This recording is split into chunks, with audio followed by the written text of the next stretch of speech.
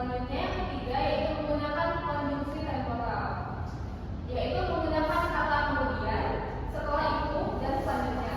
Contoh kalimatnya itu seperti setelah itu masukkan mie ke dalam panci. Ciri selanjutnya yaitu menggunakan penanda urutan. Contohnya seperti menggunakan kalimat kata pertama, kedua, ketiga. Contoh kalimatnya seperti siapkan bahan-bahan tandanya, yang kedua rebus air, ketiga masukkan minyak.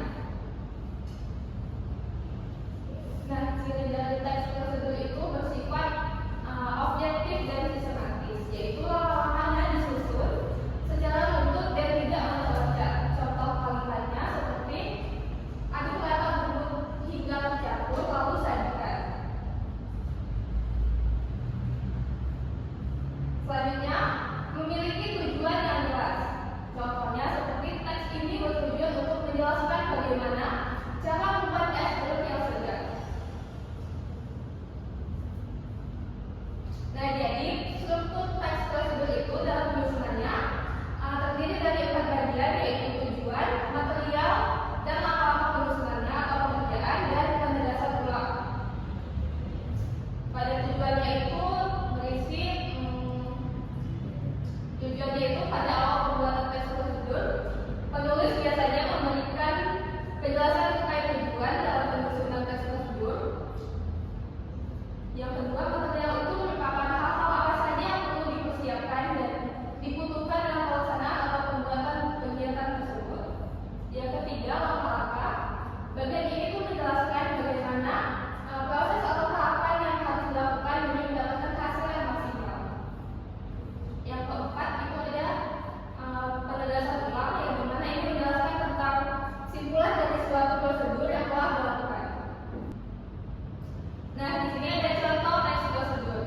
Buat minta tolong dibacakan contohnya. Cara membuat telur dadar sederhana. Nah, tujuannya, teks ini bertujuan untuk menjelaskan bagaimana cara membuat telur dadar yang sederhana. Bahan dan alat. Nah, bahannya pertama, 1 butir telur, garam secukupnya, minyak goreng secukupnya.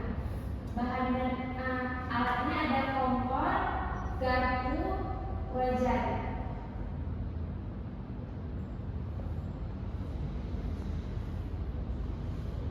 Langkah-langkahnya tolong dibacakan ya sih. Langkah-langkahnya pertama, nyalakan kompor dan panaskan wajan di atas api sedang. Lalu tuangkan sedikit minyak goreng ke dalam wajan. Pecahkan telur ke dalam mangkuk kecil, tambahkan garam secukupnya. Kocok telur dengan garpu hingga tercampur rata. Tuangkan telur yang sudah dikocok ke dalam wajan. Tunggu hingga bagian bawah telur mulai matang. Balik telur agar matang merata di kedua sisi. Setelah matang, angkat telur dadar dari wajan. Sajikan telur dadar di atas piring. Oke, baik. Nah, di sini Ibu akan menampilkan salah satu contoh video bagaimana cara membuat teks prosedur. Tolong disimak ya, anak-anak. Baik, Bu. Assalamualaikum warahmatullahi wabarakatuh. Halo, perkenalkan saya Fadli Diani dari kelas 233. Video ini saya akan membuat teks prosedur dalam membuat perhitungan selanjutnya. Puding adalah sebuah hidangan penutup yang umumnya dibuat dari bahan-bahan yang direbus, dikukus, atau dipanggang. Istilah puding juga dapat dipakai untuk berbagai jenis pastai yang berisi campuran lemak hewan, daging, atau buah-buahan yang dipanggang, direbus, atau dikukus. Alat yang digunakan untuk membuat puding 1 panci, 2 korban, 3 sendok, 4 catakan.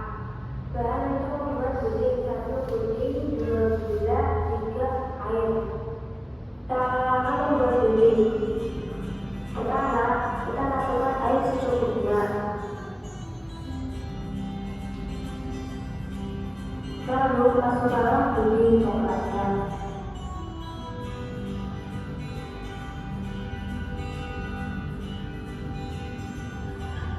Lalu aduk hingga merata. Masukkan 3 sendok makan gula pasir.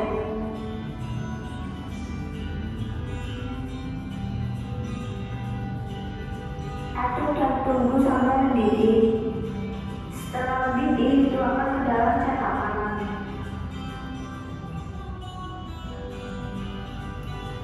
Tunggu beberapa beberapa menit dan dinginkan.